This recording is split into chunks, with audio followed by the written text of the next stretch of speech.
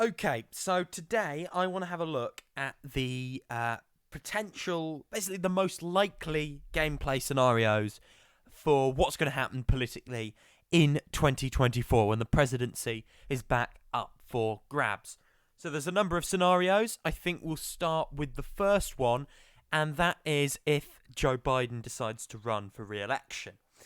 Now, we all know the result from 2020. We know Joe Biden won. We know he won by 5 points. We know it was contingent on some very, very, almost historically narrow margins in key states. In some cases, narrower than by what Trump won in 2016. So Biden won, but the presidency is by no means guaranteed to the Democrats in 2024. That being said, if Joe Biden runs, that is the strongest thing for the Democrats, considering he is an incumbent president, and that does give him a more than 50-50 chance of holding on to the presidency. I think it is widely contingent upon who runs against him, but more importantly, on his popularity at the time of re-election.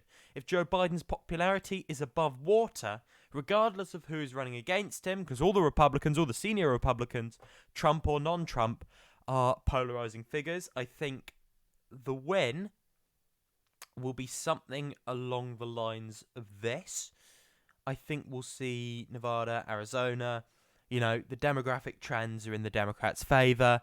Democrats can hold above water even if they take some losses here in terms of Senate races in 22. I think we'll see Michigan hold on. I think we'll see Maine, New Hampshire hold on. I think we will definitely see likely Pennsylvania hold on. If we look at the margins in Pennsylvania there, it's plausible. Wisconsin, much narrower, and I think that's up for grabs. I think if Biden's approval is above water, he holds it. I think Georgia, again, as I say, if Biden's approval ratings are above water, they hold it. And I think the Republicans take these states. So I think we'll basically see a result that resembles almost the same as 2020 and 2024. However, if Biden's approval ratings are below water, I think Biden still has a decent chance of winning re-election if he's up against a polarizing candidate like a Trump. But I think we'll see Republicans eat into the Democratic coalition here. You could see something like this, more likely something like this. And it would be basically an extremely close race. So it could go this way. You're in trouble there, or it could go this way, or it could go one of these more closer ways. So very narrow Democratic win, or a very narrow Republican win. Contingent on the Rust Belt again. If it gets narrow and these states go, very much contingent on the Rust Belt. Another way it could go, for if we're talking very close to unpopular nominees, let's say the Rust Belt. We'll make the Rust Belt definitely winning New York. We'll make the Rust Belt go blank for a minute. We'll make these two Sun Belt. What could happen? Well, you could see Democrats likely hold on in Nevada. You could see Republicans take Arizona, Georgia, Florida, Texas, Pennsylvania. Something like this. Or something like this. So a narrow win for the Republican Party. And I think that's very plausible. If Biden's approval is below water and he's running against Trump, I think it's fully up for grabs. It's up for grabs for both candidates. It is totally in contention as a race. Now, if Biden's approval ratings are good, and they are, he's back in the positive as he was earlier in the year, considerably in the positive by 5 points, 10 points, and he's running against Trump, and Trump maintains his low approval ratings, or another Republican with lower approval ratings, those two things would have to be the case. I think we could see something along the lines of this. We would see the Rust Belt hold. We would see Nevada, Arizona, Georgia all hold. Even if Georgia swings another way in terms of Senate races, we could see it hold at the presidential level when turnout is basically pushed up. What we could even see, we look at the margins in these states. Look, North Carolina, that's close. Florida, less so. Texas, less so. I think we would see gains in Texas, not enough in this cycle to tip it, but I think we could also see potentially. I think North Carolina is the state most likely to flip Democratic. I think we could see North Carolina flip, and then that's a pretty solid result for the Democratic Party. They've picked up another state there, and that's it's clearly a better result for Democrats than 2020. I think the far realms of possibility, if we look at the states most likely to potentially flip to the Democrats, Florida, again, I think structurally it's not going to happen. Florida has actually got more conservative, and I can't see 2024 being the year that it changes. And if you look at all these states, it's not plausible really that any of them were to flip. You'd have to see something quite exceptional to see these states flip. You could see a closer race in Ohio maybe, but this would be probably the best map possible for Democrats in 2024. Now, if Biden doesn't run, it puts up a whole host of scenarios, right? So if we're talking Kamala Harris as the nominee, potentially, I think it throws...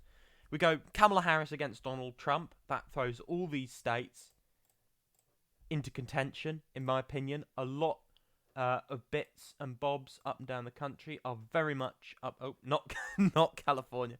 A lot of states up and down the country would suddenly be up for grabs. It would be a very contentious race, and it could fundamentally reshape American politics. I think this would be the floor. I think Kamala Harris will get 200. I think Republicans will get 149. I think, going off Kamala Harris's popularity right now and her political performance, she's a pretty weak nominee for the Democratic Party, so I think what we would likely see is a Republican victory. This is contingent on a number of things. Donald Trump is probably the best person for Harris to run against. I think we would probably see, if it was Trump-Harris, it'll be very interesting to know how these play out when we see the results going ahead in 2024, if any of these are even remotely correct. We'll probably see Democrats hold the lights of Arizona, New Mexico, Georgia.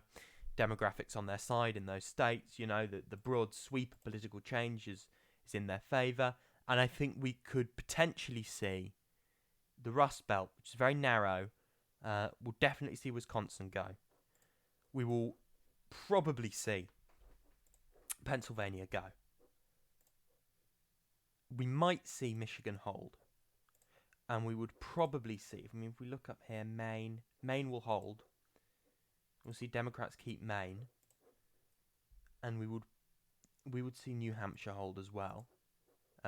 Which would mean a very narrow Democratic victory. It would probably come down to the likes of Michigan. It's a really big question if Kamala Harris has the appeal in the Rust Belt states and the Sun Belt states in the way Biden managed in a pandemic. If she does, the result will be something like this. If she doesn't, the result will be something like this. But the best bet for Kamala Harris would be to run against Trump. In my view, that would be the best possible result. Again, states up in the air, in contention. If we look at this and we think about what else could happen, if it's Kamala Harris against a more acceptable Republican nominee, a more electable Democratic Republican nominee, what we could maybe see if Kamala Harris, again, if her unpopularity and her political performance remains weak, she may become a political mastermind in the next 4 years and sweep America. You never know, right? She might outperform Joe Biden. I can only go on what I'm going on right now. And what we know is she did poorly in the primaries because she performed poorly as a politician, and her appeal is limited for that reason. The simple reason that her political performance basically doesn't match up to the hype. There's a lot of hype around her as a public figure, but there are many Democratic politicians on both the progressive and the more conservative wing that can outperform Kamala Harris in the political arena. So Kamala Harris against a less tarnished Republican nominee and one who is running on populist messaging. I think you would see the Rust Belt go.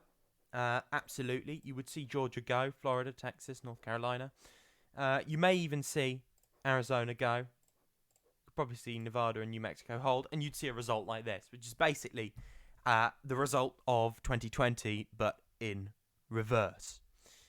And if it's really bad, if Kamala Harris really performs poorly on the campaign trail during the election, you never know. You could be looking at results like this. But that would be ground zero. That's about as bad as it can get for a Democrat. I think that would be the floor, the absolute floor for the Democratic Party. Final scenario is if Joe Biden were to run against a non-Trump Republican, a Ron DeSantis. By non-Trump Republican, I mean a Republican that isn't Trump. So someone with a populist appeal but less tarnished politically. I think Biden against Ron DeSantis would be interesting. I think you could see Florida go. Ron DeSantis is losing popularity in Florida. I think you would see Texas obviously hold. I think you could see Georgia hold. You could see North Carolina flip. You could see Michigan, Wisconsin, Pennsylvania. Obviously Arizona, New Mexico, Nevada. You could be looking at a result like this for the Democratic Party. The reason for that is I think whoever it is won't get the base out to the extent that Trump will. And I think what you will... you do have to account for the fact that the Democratic turnout won't be as strong, considering it's not, it's Trump. So maybe, taking that into consideration, you lose those two states because the increased sort of turnout of minority voters, young voters, progressive voters happened because Trump was on the ballot. But even then, Democrats would win. I think the reason Democrats would win is because, in this case, you're dealing with an unknown quantity, a new nominee, someone who's never been president before. Sure, that can be a strength, but I think not against an experienced incumbent. And I also think this only applies now. We don't know. Ron DeSantis may become crazy popular with the American public in the next 3 years, and then the map will be completely different. We can only go on the evidence we go on now. So as I say, Ron DeSantis maybe would be the best bet against Biden. Right now, really not. Equally, Kamala Harris could be the best bet for the Democrats. Right now, definitely not. But yeah, thank you very much. Thank you for watching. We'll be back very soon, and we're going to be talking about who the Democrats and the Republicans would be best served to nominate in the primaries in 2024, and who's most likely to win the primaries in 2024.